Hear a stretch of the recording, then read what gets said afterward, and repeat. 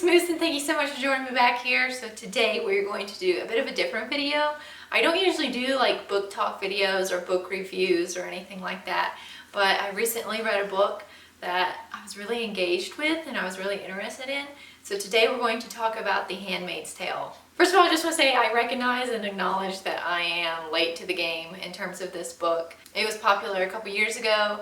They've made the Hulu series, you know, all that kind of stuff. So I know that most people have probably already talked about it, but I found it really interesting and I wanted to talk about it. And I do plan on watching the Hulu series as soon as I read the second book. I don't know when that will be. I'm currently reading a bunch of stuff all at once right now, which I don't usually do. But I found myself doing a lot here recently, so I don't know when I'll watch it, but I do plan on watching it eventually. So I just want to start off by saying that this was not a book that I was actually interested in reading beforehand. I knew it had something to do with women having babies, but that's about all I really knew about it, and I never really had any interest in it. The only reason I read it is late at night when Sam is eating. You know, Sam is still a newborn, so he wakes up every couple hours to eat.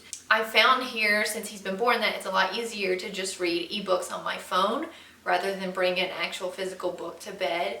And you know, while I have 30 minutes to an hour while I'm feeding him, you know, however long it takes, it's a lot easier to just read a book on my phone. And this is one of those books that was free on Amazon Reading.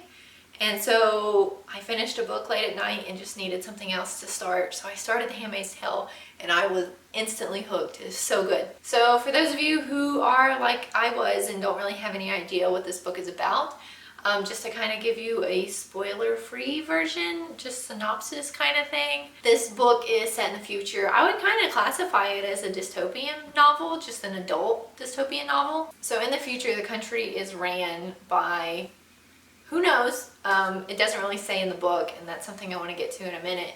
But the country has changed. And so essentially, women don't really have any rights anymore. And they're kind of grouped into these different subcategories. So you have the handmaids. So you have the handmaids, you have the wives, you have, I can't remember what they're called, like the cooks that take care of the household, you know, that kind of stuff. You have the outcasts who don't really fit in anywhere. So you just have these different subclasses of women. Hi, Sammy. Sammy's sitting here with me talking. He wants to talk about it too. Say hi, buddy. You talking? You want to talk to everybody? No? You want to go back to your seat? Okay. And so this whole book is about a woman who's in the handmaid group. And essentially what they do is they're just breeders. So it doesn't really say, but it's implied that something is wrong with the women in the current society, like the wives. And so handmaids are sent to like the upper class families, I guess, you know, the husband and wives, and they essentially have their children. And that's pretty much their job. So the man, you know, plants his seed in the handmaid.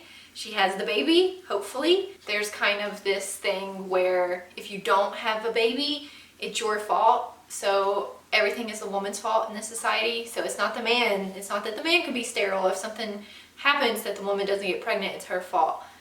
So hopefully the handmaid will have a baby and then she'll give that baby to the family and then go to the next family and kind of try to have another one. So that's pretty much the gist of the book without giving away like actual details and spoilers and stuff like that. So the first thing I want to say about this book that I enjoyed is it doesn't outright explain things.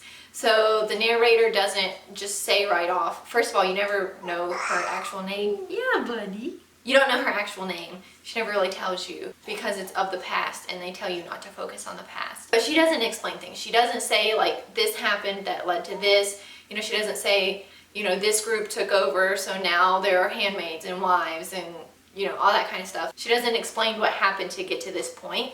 She just kind of talks about her past in little snippets throughout the book and you can kind of put things together, which I enjoyed. I like that she doesn't just outright tell you everything. I like putting the pieces together myself. Bless you, bud.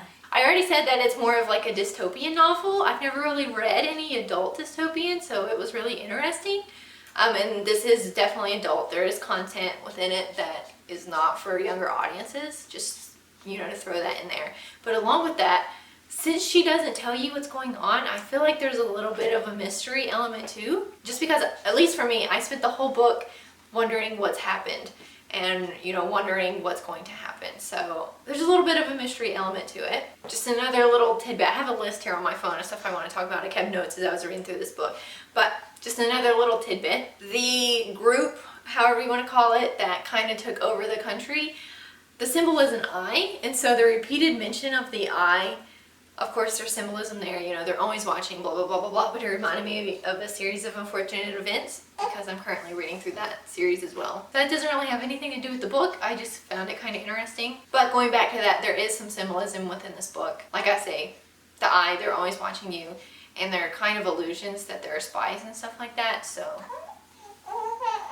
Yeah, talking to me? So another interesting thing that I found in this book is the women, the handmaids, don't have names. Like I said, she never really tells you her actual name that's of the past, and you're not really allowed to talk about the past. So instead of having like unique and specific names to each person, the handmaids' names change according to who they're kind of serving at that point. I think they're called commanders.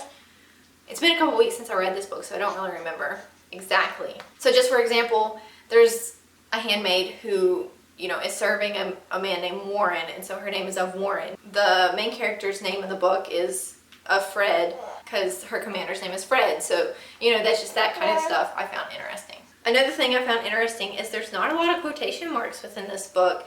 She kind of just says, you know, whatever the person says without any quotation marks, and you kind of just have to put them in yourself, except for like one section of the book. One section had quotation marks, and I kind of am curious as to why that one section did and the rest of the novel didn't. This is the kind of book I would really have liked to have studied when I was an undergrad. I studied literature and got my degree in English. So this is a book I would really like to just dissect and study at like a literary level. One of the bigger themes throughout this book is religion, I would say. The narrator alludes to the fact that whoever took over the country, you know, the big group with the eye or whatever, is a religious group. And it's apparent that not everybody agrees with them or is happy with the decisions that have been made. And so there's kind of this theme throughout the book of mocking religion. But the note I made in my phone is it mocking religion in general, or is it mocking like modern religion? So if you read through the book, that's just something you can maybe look out for. I don't really have an answer. I think I would need to read the second book to really come with like a definitive conclusion for myself. Another thing this book deals with, I would say, is stereotypes. Specifically gender stereotypes, as I've already mentioned. After this new group takes over, women don't really have any rights. You know, they're left to, you know, take care of the household or bear children, and that's pretty much the only thing that they're allowed to do. The men are in control of everything and in control of the women. The women don't really have any right to make decisions for themselves. So that stereotype is pretty much one of the biggest themes throughout the book, I would say. The last thing I have in my notes is just a random one. I have random rare vocabulary. So throughout this book, there were a bunch of just bigger words that I wasn't familiar with that I had to look up, which I thought was kind of odd because the woman who is narrating the book, from what she tells about her background, she's not, you know, she's not some kind of scholar or anything like that. So in my head, I'm like, does the vocabulary really fit her character? You know what I'm saying? I think that's about it. That's all I really have to say about the book. Awesome read. Very good. As far as hooked or booked, I am definitely hooked on this book. I was when I was reading it. All I wanted to do is read it and finish it. So if you've had any interest in it at all, definitely go pick it up. If you're into dystopian novels, but you're wanting to get more into like adult fiction, definitely recommend it. So yeah, that's all I really have to say about that. So if you have read it, let me know down below your thoughts. Thank you guys so much for watching this video. If you liked it, be sure to subscribe down below and leave a comment. You were awesome. I am thankful for you. And we'll meet back here next time, guys. See ya!